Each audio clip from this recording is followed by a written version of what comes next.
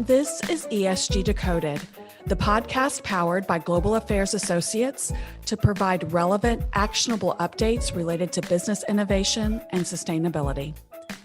Join Kaitlyn Allen and Amanda Shea of Global Affairs Associates for thoughtful, nuanced conversations with industry leaders that explore the complexities, the risks, and the opportunities connected to all things ESG. I'm Yvonne Harris, a consultant and co-host, and I will be collaborating with Kaitlyn and Amanda for the discussions that we will present on this podcast.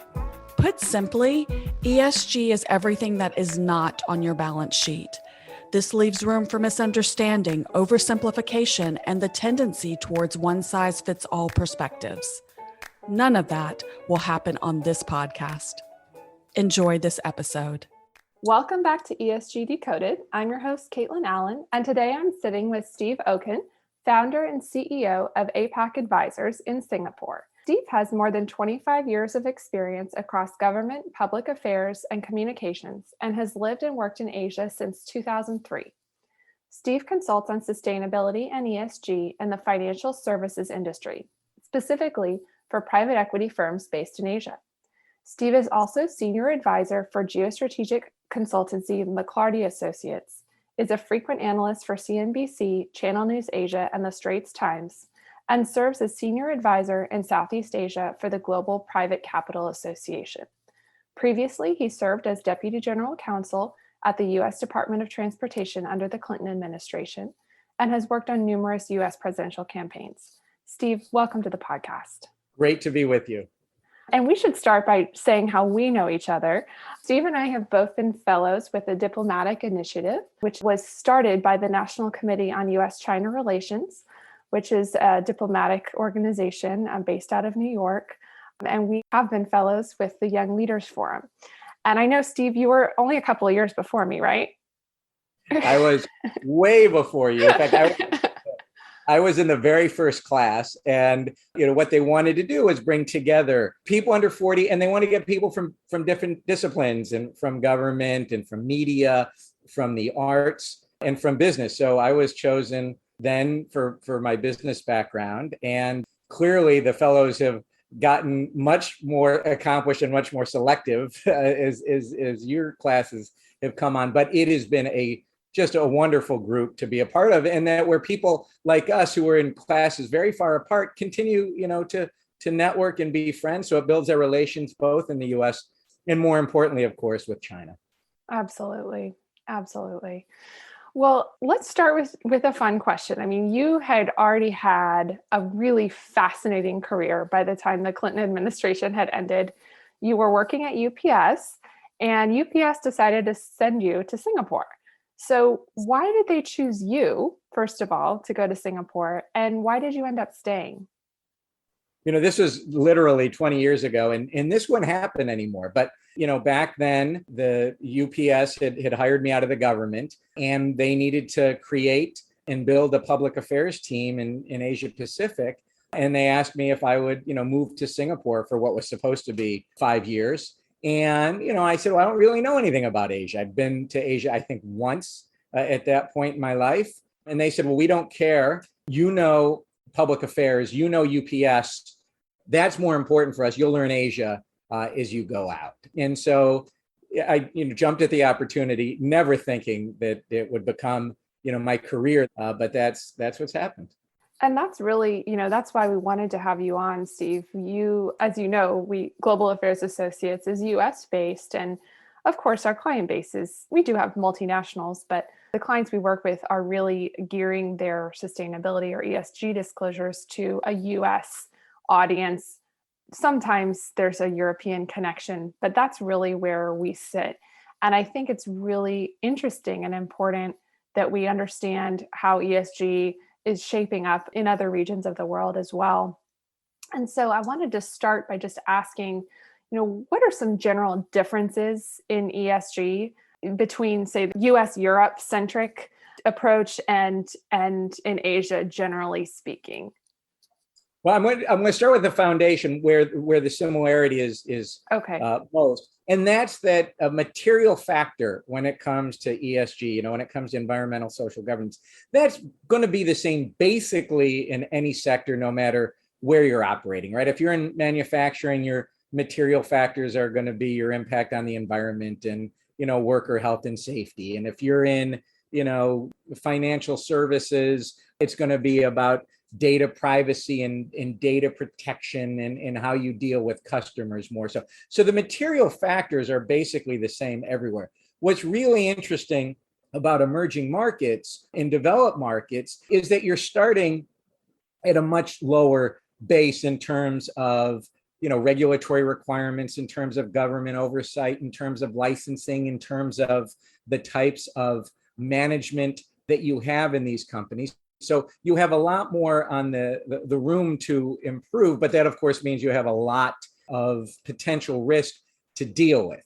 I think the second part is that a lot of ESG investing, of course, is about the value add. How do you create value? How do you improve lives? How do you have that social impact? But often in Asia, there's a trade-off. When you increase access, you are also increasing emissions, or you're increasing other types of ESG risk.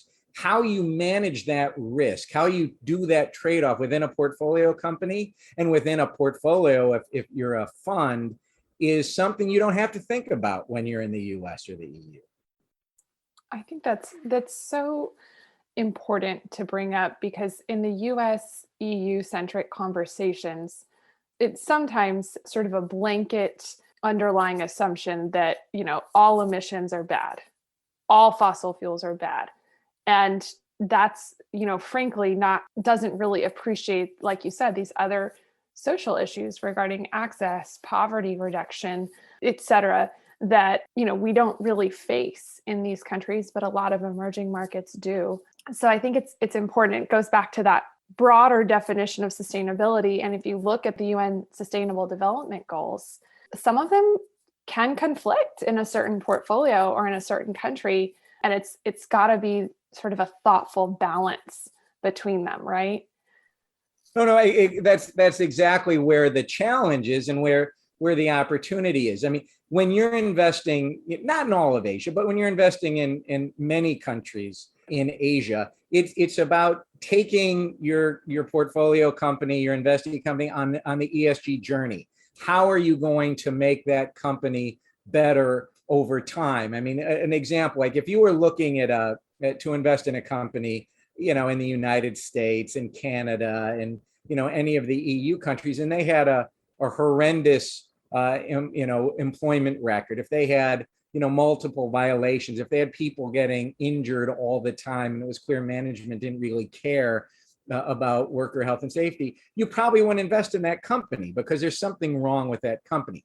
If you're looking at a company similarly situated in many of the markets in Southeast Asia that doesn't have, worker training, they don't track accidents, they don't have programs in place to consistently look for emerging safety issues and how to address them, you can still invest in that company so long as the company is saying, help us get better. We want to work with you over time, right? In a realistic way. And if you do that, you're going to be having an improvement in society. So you're going to look at companies here very differently from an ESG perspective and hold them to a different standard than you would in the US or the EU. So here it's about, can the companies get an ESG mindset and work on it over time and be part of that ESG journey? So it's a lot different type of discussions you have when you're going to invest in companies here than you would have in the more developed markets. How about more generally private equity in Asia? I mean, we do work with some private equity firms and funds in the US. Are there some major differences that stand out to you in addition to what you just said of differences between private equity more generally in Asia versus the US, Europe? Well, I would say the one of the things, and I'd love to hear what you think about this, is on reporting. And you can only report on the data that you have. So most of the investing in certainly in emerging and developing markets are minority investments. So you don't have the control to order a company to do something. So if you have to, track, greenhouse gas emissions, if you have to track environmental impact, it could be, waste, it could be, water usage, whatever it may be. You know what? That portfolio company may not give you those numbers, or they may only give you them sporadically, where it's a whole different ballgame if you're a majority investor, or if you're in a market like the US or the EU, where those numbers are much more available. So it's a lot harder, and there has to be so there is now an expectation that there's going to be reporting, and it could be an expectation if you're publicly traded on the Singapore exchange or the Hong Kong exchange, or if you're privately held, but your LPs, your limited partners, want these type of reports. But it's going to be a very different type of report than you would have in other markets. So that's one of the challenges, and the investors in emerging markets understand that, but that doesn't mean that they don't want no reporting. So it's tough. Mm-hmm. Well, and I know something we've talked about before too, is that how the vast majority of funds in Southeast Asia are sector agnostic. So that makes it also difficult to build up that expertise within, say, a certain industry. You kind of really know a formula that you're rolling out across your portfolio companies. Yeah, no, I mean, that's exactly right. And so, like, if you're in the US or the EU, if you want to say, well, we're a private equity fund, and we focus only on financial services, or we only focus on energy, or we only, focus on healthcare, you're going to develop that much deeper expertise, and you're going to have, because there's enough different types of portfolio companies out there to invest in. But if you're just in one sector, in a region or sub-region like Asia or Southeast Asia, it's almost impossible to raise a decent sized fund and get enough portfolio companies to invest in one sector. So most funds out here are sector agnostic. And it's very difficult if you're doing one healthcare investment, once or twice a year, and you're doing, a fintech investment once or twice a year, and you're doing an education investment once or twice a year, to build up that institutional knowledge that's going to help you in terms of reporting, almost impossible. So what you have to do is you focus on the material factors, and you manage those, and you report on those as best you can, and you improve over time. That brings me to another question, which is regarding reporting frameworks. So in the US and the EU, of course, there's we kind of have some out ahead of the pack, right? SASB, the Sustainability Accounting Standards Board, which is now the Value Reporting Foundation, GRI, of course, the Global Reporting Initiative. Is there a local framework, say local to Asia, that is more popular, or what do you see primarily in terms of reporting frameworks for your set of clients? Yeah, for the most part, it's using the global standards like SASB, and then adapting it to the local market. And then there's a lot of tools you can use. One of the ones that I think is extraordinarily useful is CDC, the UK's investment arm into emerging markets. They have a toolkit for managers into emerging markets. So you have those types of tools out there, and then you kind of adapt them to the global framework. But it's getting to be very difficult as expectations come up on the type of reporting that LPs want, that markets want, and the types of data you can get from the companies that are in emerging markets is when you have little or no say, at the board level. Yeah, absolutely. Well, I just wanted to, for folks that in the US here, CDC, we're thinking Centers for Disease Control and COVID. Steve was referring to a CDC Group, which is an investment arm of the UK government.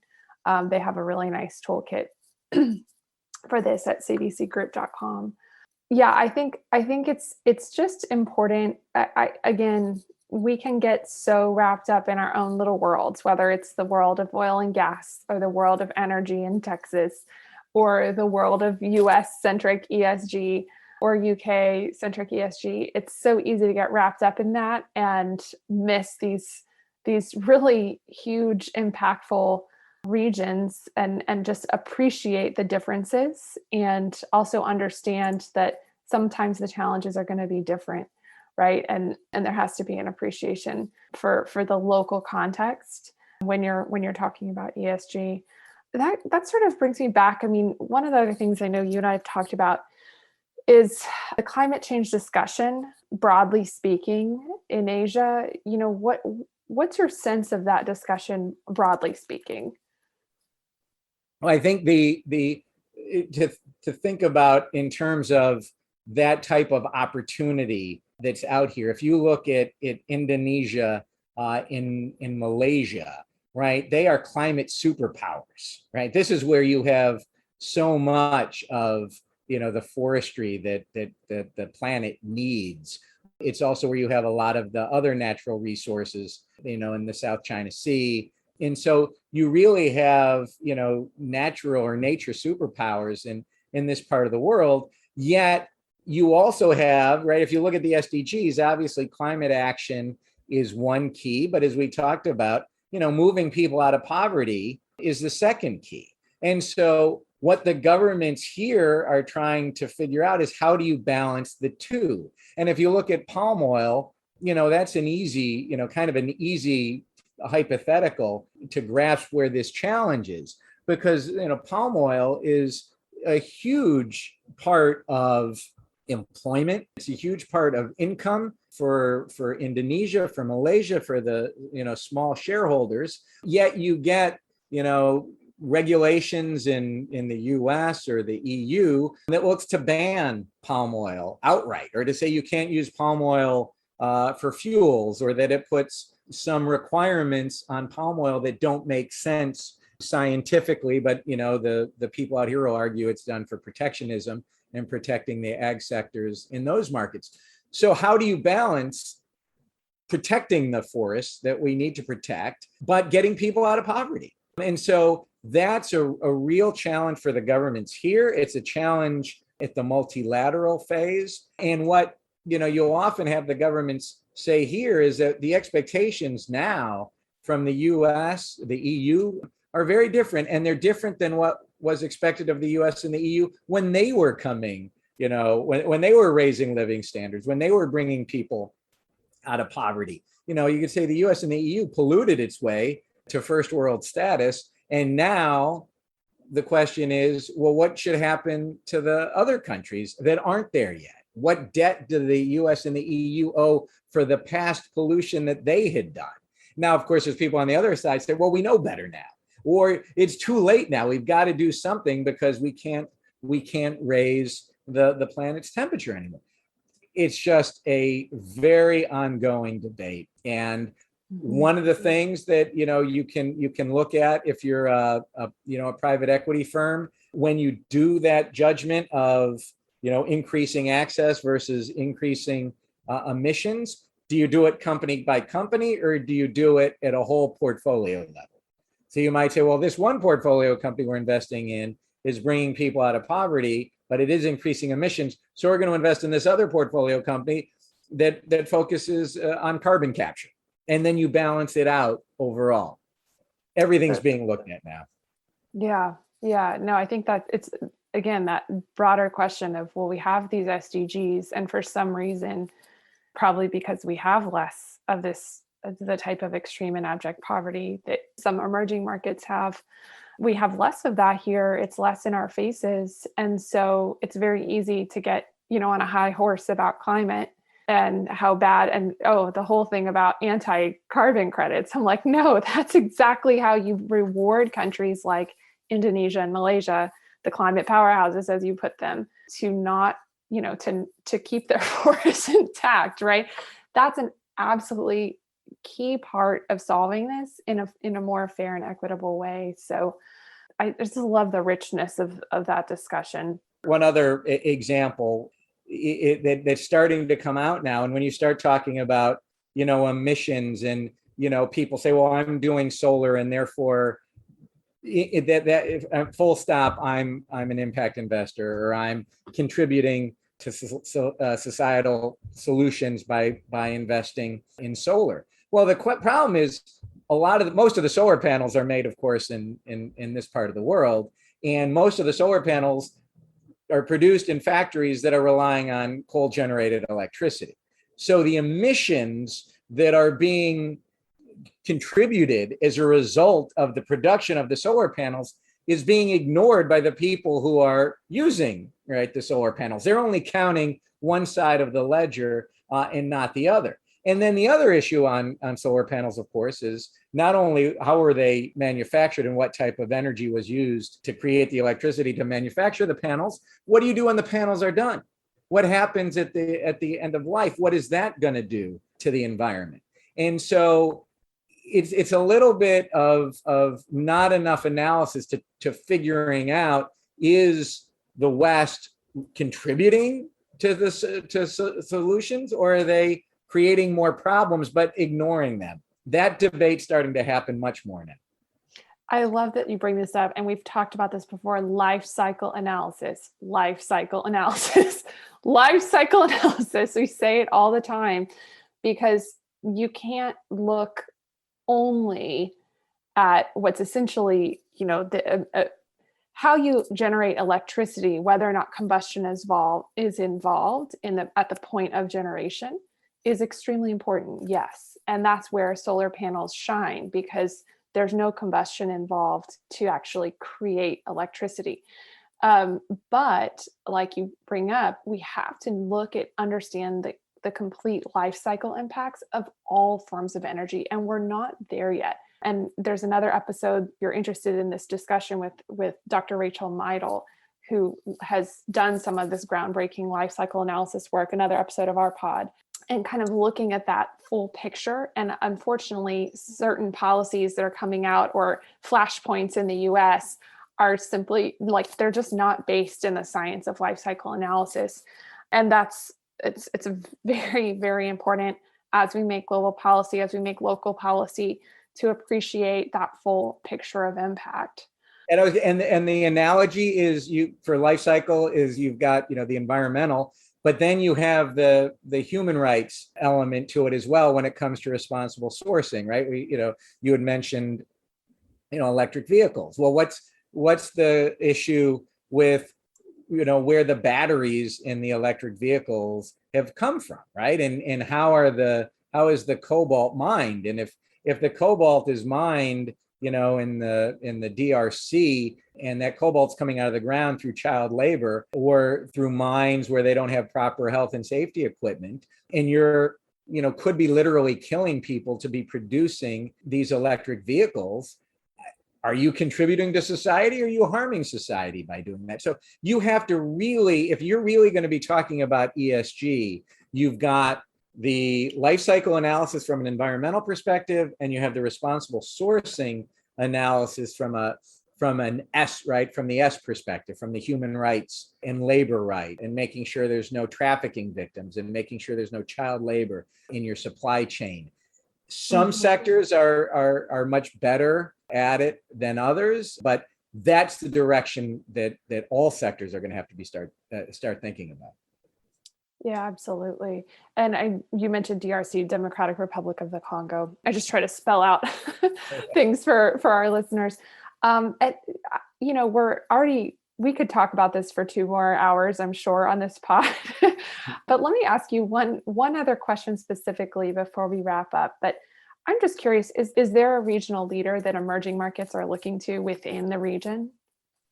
I think it's very, there's a holistic approach where all parties are working together. Some of the pressure, right, is coming from, the investors and, in the EU and in the US on the funds. If you're talking about, public or privately held, the investors in those companies. So some of it is coming from the outside. Some of it is coming from within. Singapore is very much a leader and is looking to be the regional lead for sustainability. So you had the monetary authority of Singapore. So if you're in financial services here, if you have, if you're a private equity firm, or if you're an insurance company, or if you have anybody's assets that you're managing, the MAS now requires you to publicly disclose and take into account climate risk, and to look at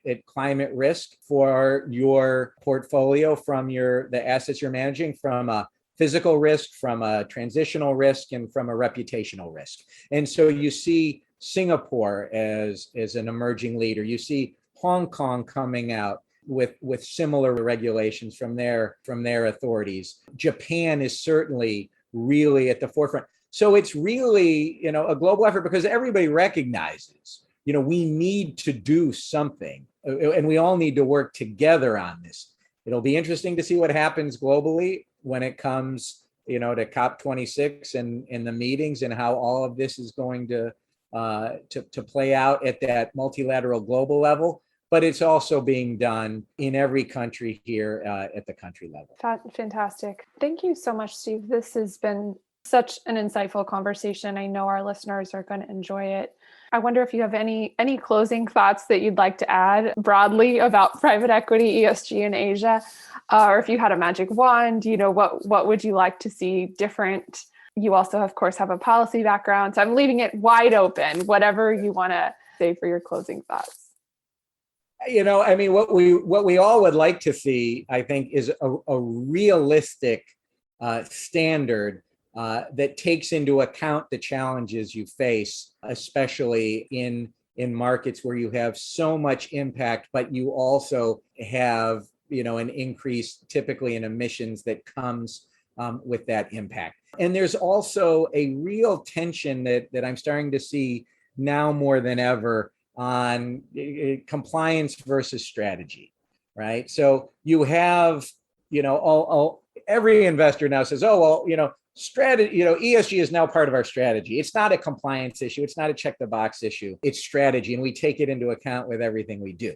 Except the problem is you're getting so many reporting requirements, so many different reporting requirements, that it does become a compliance exercise. And so you're holding back what investors and what the companies want to do, which is to become more impactful, to be sustainable in a way that makes financial sense and makes sense from a societal perspective. But we're getting a real tug to keep ESG in a check the box. My old boss at KKR said, we're only going to save the planet if we do it at a profit. Right? We have to find a way to be able to invest, get a return on investment, and make a societal difference. And if we keep that in mind, I think we're going to be a lot more impactful than having a lot of different requirements coming from different markets that are really a challenge. Because ESG really is, every year, and you and I have talked about it over the years. Every year, those of us in the ESG space, we always say, well, this is the year ESG is going to take off, and then it doesn't. And then we say, no, this year ESG is really going to take off, and then it doesn't. And then in 2020, we said ESG, this is the year, and it didn't. I think 2021 is the year. It is taking off, and it's an exciting place to be, and being part of that movement where you do it in a way that's sustainable from a financial and a societal perspective is going to help us the most. Well put. I'll just add to that, though, in the energy industry here, I think it was 2019 for us. So, but there's also a greater pressure, right, in Houston on oil and gas. But it's great to hear that you're seeing, and I think we can assume that's a microcosm for the world more broadly, that it is taking off. And I think it's just this greater shift in recognition that, no company operates in a vacuum. And you know what? They never did. But because we didn't have social media, and because we didn't have even private media, right? I'm thinking 50, 60 years ago, companies could sweep things under the rug. No one would know, right? Or maybe the local community would know, but that's it. And today, that's impossible. And so there's just broader recognition that no company operates in a vacuum, and that every company has something to contribute to making the world better. better for our children, better for our grandchildren, better for people today who are in more difficult situations than we could ever imagine. And business has a role to play. And I think you said the magic word. You say ESG, but we really should be saying ESG-R, and the R is reputation. And that is so important now. And that's why you not only have to do it, you have to communicate it, you have to report on it, because if you don't, you're not going to have the reputation you should be having when you are on your ESG journey.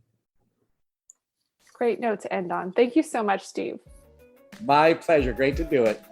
Thank you for listening to ESG Decoded. Subscribe to this podcast wherever you consume yours, and follow ESG Decoded and Global Affairs Associates across social media platforms. Until our next episode, take what you learned today to drive long-term value for your organization by doing good for people and for the planet.